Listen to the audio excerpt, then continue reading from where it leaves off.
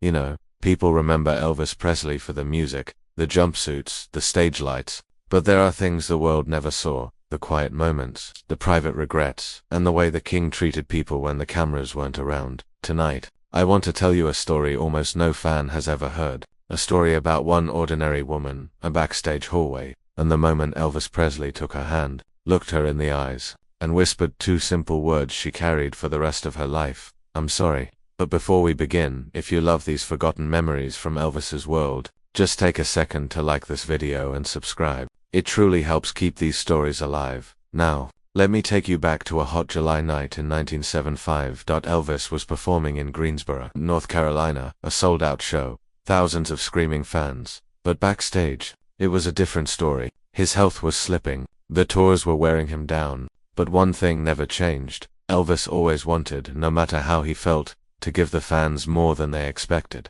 That night, a woman named June Miller, 51 years old, schoolteacher, mother of 3, and lifelong Elvis fan, finally had her chance to see him perform for the first time. She had saved for months, bought the ticket early, sat in the third row with hands shaking like a teenager. Her daughter said June had been in love with Elvis since the first time she heard "That's All Right, Mama." But June had lost her husband earlier that year, a heart attack in the middle of the night. Since then, she had been drifting, quiet, lost in a sadness that doesn't show on the outside but lives heavy inside the chest. She told her daughter, "I just want one night to feel alive again." And so she came. And the moment Elvis walked on stage, June said the world lifted off her shoulders. But the unbelievable happened during "Can't Help Falling in Love."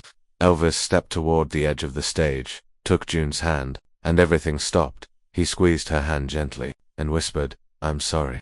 June never forgot it. Later, her daughter wrote a letter to Elvis Presley Enterprises, asking why Elvis would apologize to her mother. A month later, they got a call from Charlie West, Elvis's longtime friend and bodyguard. He remembered June. Charlie said Elvis saw the wedding ring on June's hand, saw the sadness behind her smile, and recognized it. "Elvis apologized because he could see your mother was hurting," Charlie said.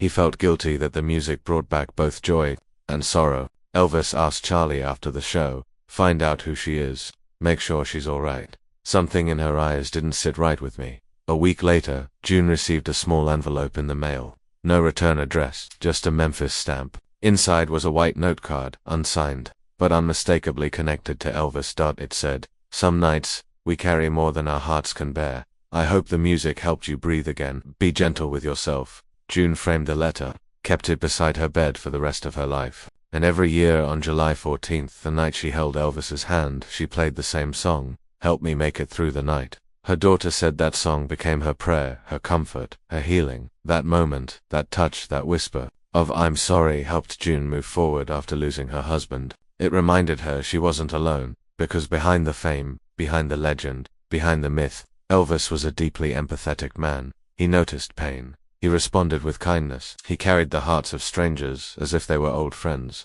If you want more untold moments from Elvis's life, don't forget to like this video, subscribe, and tell me in the comments, do you think Elvis had a gift for seeing the truth in people, even strangers?